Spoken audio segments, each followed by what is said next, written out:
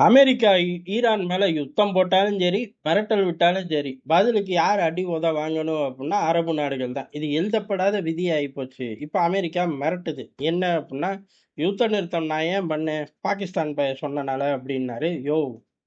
உன்னால முடியல நிறுத்திப்புட்ட. கொரியர் ஆஃபீஸ கை காட்டுறியா?" அப்படின்னு உள்ளூர்ல என்னதான் கைகொட்டி சிரிச்சாலும், ட்ரம்ப் அமைதியா இருந்தார். எம்புட்டு நாளைக்கு அமைதியா இருக்க முடியும்? 2 நாளைக்கு தான். அதுலயும் அந்த பெரிய மனுஷனோட குணத்துக்கு 48 மணி நேரம் பிடிச்சதே பெரிய விஷயம். இப்ப அவரு பொங்கிட்டார். இது எல்லாரும் எதிர்பார்த்தது தான். எப்படா இந்த மனுஷன் பொங்குவான், மார்க்கெட் விழுகும், இல்ல ஏறும் அப்படின்னு ஊர் உலகமே காத்துக்கிட்டு இருந்த சமயம், பொங்கிட்டார். எந்த அளவுக்கு அப்புட்ன்னா, சும்மா என்னைய சீண்டிக்கிட்டே இருக்கக்கூடாது. அதாவது பேச்சுவார்த்தைய உருப்படியா வந்து முடிக்கணுமாமா. பேச்சுவார்த்தைய உருப்படியா பேசினா தானே அவனும் வந்து முடிக்க. ஒரு சைடேவா நம்மளும் பேசிட்டு போ முடியும்? ஆனா, அண்ணன் அப்படி ஃபீல் பண்றாரு. பேச்சுவார்த்தைய ஒழுங்கா வந்து முடிக்காம வம்பு பண்ணிட்டே இருந்தா, எந்த எச்சரிக்கையும் செய்ய மாட்டோம். நாங்க தாக்க ஆரம்பிச்சுருவோம். அந்த தாக்குதல் அப்படிங்கிறது கற்காலத்துக்கு ஈரான கூட்டிட்டு போய் விட்டுரும் அப்படின்ட்டார்கள். இதத்தான் ஃபர்ஸ்ட்ல இருந்தே அவர் செய்றாரு. சார் நீங்க ஃபர்ஸ்ட்ல இருந்தே அதத்தான் செய்றீங்க அப்படின்னு ஊர்ல யாராச்சும் அவர தோள்ல தட்டி கூப்பிட்டு சொல்லணும்.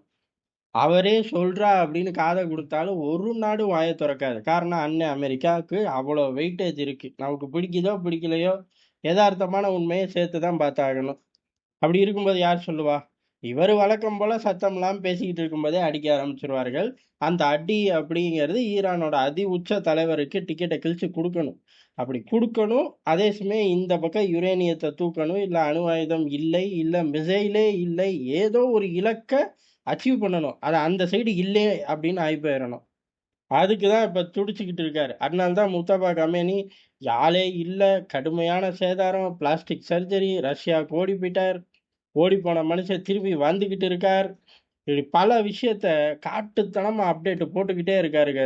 காரணம் என்ன அப்படின்னா, இந்த பேச்சுவார்த்தையில இவருக்கு ஒண்ணும் சிறப்பா முடிய போறதில்ல. அட்லீஸ்ட் இலக்குகள் சிக்குச்சு அப்படின்னா, இலக்க முடிச்சுட்டேன் அப்படின்னு இவர் திரும்பியாச்சும் வரலாம். அதுக்கு மனுஷன் தயாராகுறாரு. அப்ப என்ன அர்த்தம்? இவரு சொல்லாம தான் தாக்குதல் திடீர்னு தான் நடத்துவார். அதையே அவரு வெளிப்படையாவும் சொல்றாரு. இப்படி பேச்சுவார்த்தை போய்க்கிட்டு இருந்துச்சு. எந்த எச்சரிக்கையும் இல்லாம திடீர்னு தாக்கிருவேன் அப்படின்னு. சரி பதிலுக்கு ஈரான் ஒரு கவுண்டர் பொசிஷன் எடுக்கணும்ல. அவர்கள் என்ன சொல்றார்கள்னு முக்கியம்ல அப்படின்னா, அவர்கள் எதுவுமே சொல்லல. திடீர்னு குவைத்த தாக்கிட்டாய்ங்க.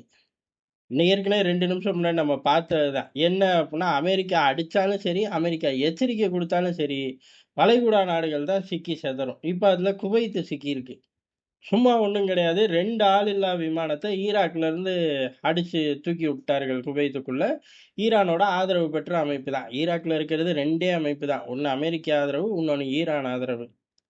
அமெரிக்க ஆதரவே இத தட்டி விட்டுருக்குமா அப்படின்னு கேட்டா, வாய்ப்புகள் இருக்கு. ஆனா இந்த விஷயத்துல இல்ல. 0 கிரவுண்ட் 0 தான். ஈரானோட ஆட்கள் தான் அடிச்சிருக்கார்கள் குவைத்துக்குள்ள 2 2யுமே இவர்கள் நியூட்ரலைஸும் பண்ணல. இலக்க போய் அச்சீவ் பண்ணியிருக்கு. சிறிய லெவல் சேதாரம். குவைத் இப்ப பத்திக்கிட்டு எரியுது. ரொம்ப நாள் கழிச்சு அந்த ரீஜன்ல மீண்டும் ஒரு ஆளில்லா விமானம் விழுந்துருச்சு. இது எதற்கு அப்படின்னா, அமெரிக்காவோட மிரட்டல் தான். திடீர்னு நான் தாக்கிருவேன் அப்படின்னா, திடீர்னு நானும் பதிலுக்கு தாக்குவேன்னு இப்ப அவர்கள் காட்டிட்டார்கள். இப்ப எல்லா நாடுகளுக்கும் ஒரு பயம் வந்துருச்சுல்ல. பயம் வந்தோனே எல்லா நாடுகளும் சேர்ந்து அறிவிப்பு. ஈரான் இப்படியே செஞ்சுகிட்டு இருந்தா, ஈரான் மேல நாங்க நம்பிக்கையே இழந்துருவோம் அப்படின்னு. இந்த இடத்துல இந்த நாடுகள் அதாவது ஜிசிசி நாடுகள் சரி, அந்த மத்திய கிழக்குல இருந்து வளைகுடா வரை இருக்கக்கூடிய நாடுகளோட உறவுகள் அப்படிங்கிறது முன்ன பின்ன தான் இருக்கும். அடிச்சுக்குவாய்ங்க, கூடிக்குவாய்ங்க, அப்படியே ஒரு தகராறோட தான் ஓடிக்கிட்டு இருக்கும். உதாரணமா இவர்கள் ஈரான் இந்த சைடு உள்ள இந்த 2 பிரிவ கூட கழட்டி விட்டுறலாம். ஒரு காலத்துல கத்தாரும் மத்த நாடுகளும் அக்ரெசிவா அடிச்சுக்கிட்டு இருந்தார்கள். ஓடி போய் சண்டைய கிடையாது. தூதரக உறவெல்லாம் முறியடிச்சுக்கிட்டு, உன் கூட நான் பேச மாட்டேன், என் கூட நீ பேசாத அப்படின்னாய்ங்க. நடுவுல அமெரிக்கா நல்லா கல்லா கட்டுனாய்ங்க. உதாரணத்துக்கு அந்த காலகட்டங்கள்ல சவுதியில இருந்து தான் பெரிய அளவுல பால் கத்தாருக்குள்ள போய்க்கிட்டு இருந்துச்சு. நான் உனக்கு பால்லாம் தரமாட்டேன். இனிமே பால் குடிக்காம திரிடா போடா அப்படின்னு சொல்லி சவுதி பத்தி விட்டுருச்சு. இதுக்கு காரணம் யாரு அப்புட்ன்னா, அண்ணன் அமெரிக்கா தான். அண்ணன் அமெரிக்கா தான் சவுதிய ட்ரிகர் பண்ண, இந்த பக்கம் கத்தார ட்ரிகர் பண்ண 2 பேரையும் அடிச்சுக்க வச்சாய்ங்க. கடைசியில சவுதி பெரிய அளவுல கத்தார இறங்கி அடிச்சிருச்சு. இந்த மாரி சம்பவம் பண்ணிருச்சு. இம்மீடியட்டா கத்தார் என்ன பண்ணிட்டான், ஜெர்சி மாடுகள அமெரிக்காவுக்கு பர்ச்சேஸ் ஆர்டர் குடுத்துட்டான். விமானத்துல வந்து மாடுகள் இறங்குச்சு. இன்ன வரையும் அந்த பில்லு ஓடிக்கிட்டு தான் இருக்கு. அமெரிக்கா கல்லா கட்டிக்கிட்டு தான் இருக்கு. இதுக்கு தான் அந்த அக்கப்போர் ஆரம்பிச்சியா தலைவா அப்படின்னு யாருமே அன்னைக்கும் கேட்கல, இன்னைக்கும் கேட்கல. இந்த மாரி அமெரிக்காவோட ஆடுகளம் தான் இந்த பகுதியே. சில நேரம் ரொம்ப கொடூரமா விளையாடுவான். சில நேரம் அப்படி மேம்போக்கா ஆடுவான். இந்த தடவ பைப்லயே அடிச்சு பத்தி விட்டாய்ங்க.